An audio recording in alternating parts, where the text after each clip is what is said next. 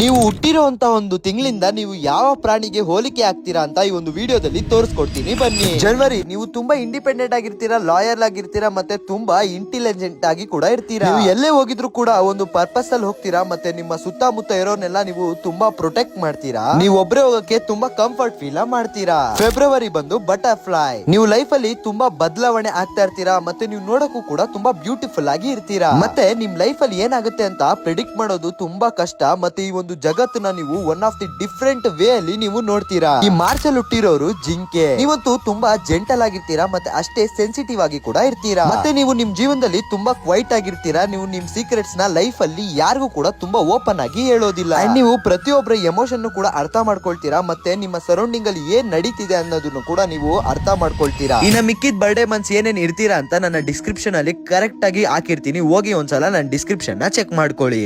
And ಇದೇ ರೀತಿ ವಿಡಿಯೋಸ್ಗೋಸ್ಕರ ಮರಿದರೆ ನನ್ನ ಅಕೌಂಟ್ ನ ಇವಾಗಲೇ ಫಾಲೋ ಮಾಡ್ಕೊಳ್ಳಿ.